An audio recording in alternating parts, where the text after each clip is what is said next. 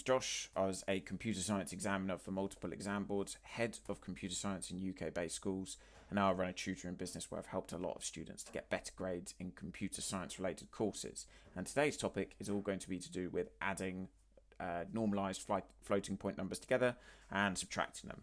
And what I was thinking I was going to do is to hopefully see if this is going to make things easier for you, is by putting some steps of how to do it, because I'm not going to lie to you, there's quite a lot of steps on this one. So I'll talk about the fundamentals of this.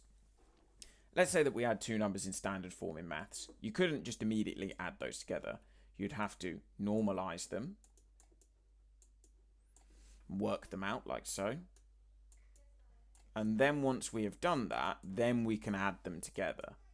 And the principle is exactly the same with what we're going to do, even though it's in binary, is then we have to move the decimal point, rewrite them, and then we can use binary addition to add them. So that's the general gist of what you're trying to do, is you move the decimal point and then perform binary addition on them, and then, normalize the number, and then that is going to be your answer.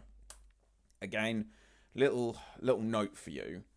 If you just convert these numbers and just move them and actually work them out as denary numbers and then convert them back into floating point, they don't like that. So I'll show you how to do it the correct way. So first of all, we just have to use the exponent to move the decimal point. So that's step 1. So that's going to be 2 on that one, and that is going to be 4 on this one. So we go 1, 2, draw our number.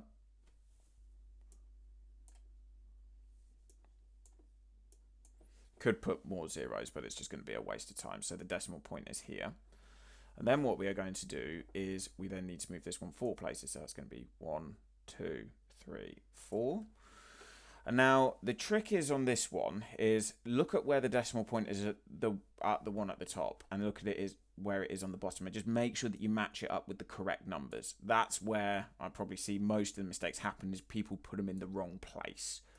I put a little 0 here as well, just to help me keep track, and then you just put the other ones in there. Okay. Now, once this is done, all we have to do is we just add them up using normal binary addition method. So 1, 1, 1. Put the decimal point there just to help you, remind you. 1, 1, 1, 1. Now with positive floating point numbers, what we have to do is we have to make sure that we've got a 0 at the front, because if it's to signify to the computer and us that it's positive, it has to go 0, 1. If it was negative, it would be 1, 0. Now, what we are going to do to work out the exponent, so this is step 3, which is move the decimal point in between the first 0 and 1. We're going to go 1, 2, 3, 4. Redraw our number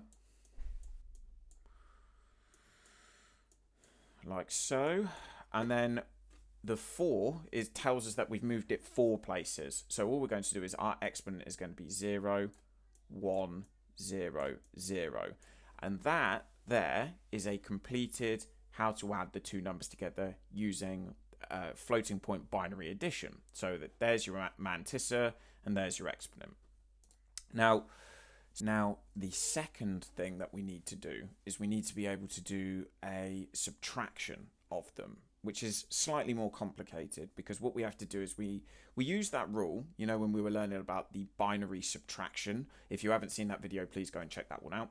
And what it is all to do with is that we use the rule that plussing a minus number is the same as just minusing a number. So we are going to 2's complement the second number, and then we are going to add that on to the other number using exactly the same method as we did before with the addition, but all it does is it just means that we don't have to learn any different rules for binary subtraction. We can just use the rules we already know for binary addition. So these are the steps.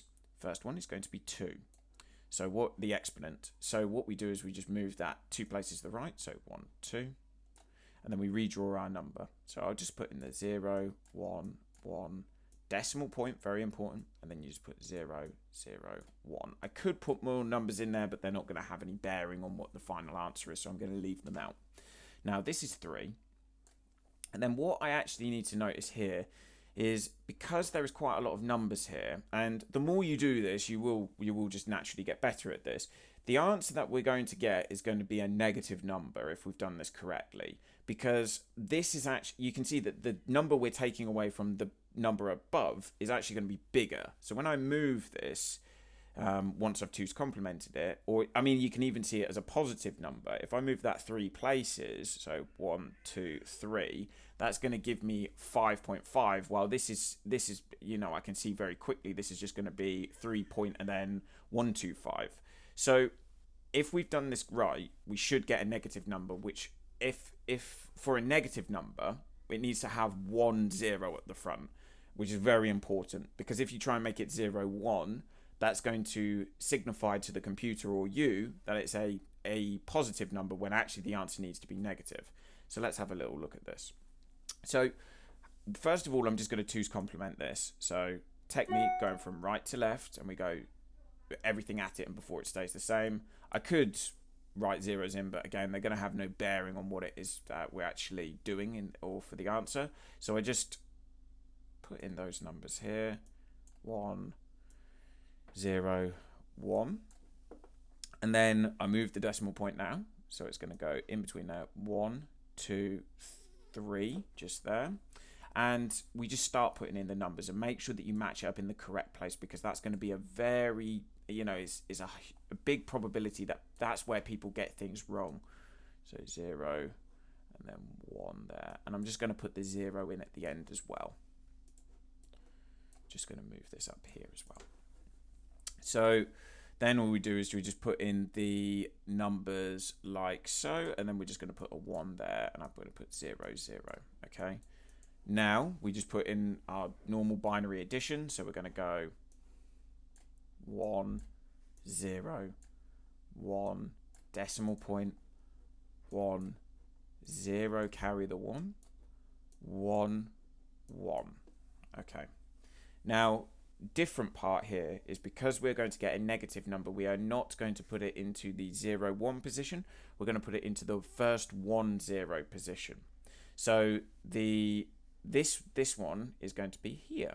So we're going to go 1, 2, because that is the 1, 0 that is furthest on. If we tried to put it here, it would be 1, 1. That doesn't work. If I went any further, there's going to be no situation where it's going to give me 1, 0. So that's the latest 1, 0. Once I've done that, I just redraw my number. So this completely gets truncated and forgotten about. And then I'm just going to put in 1, decimal point to help remind me, 0, 1, 1, 0, 1. And because I've moved it 2 places, all I have to do is I just have to remember that my exponent needs to be 2. So 0, 0, 1, 0. If the answer is asking you to put the mantissa in a particular number of bits, you just know that you're going to put it in terms of 0, 0. So if it was 8 bits, you'd just add in the correct number of zeros. And that's how you do it. So it's just looking about for those particular features. And that's how you do binary addition and binary subtraction.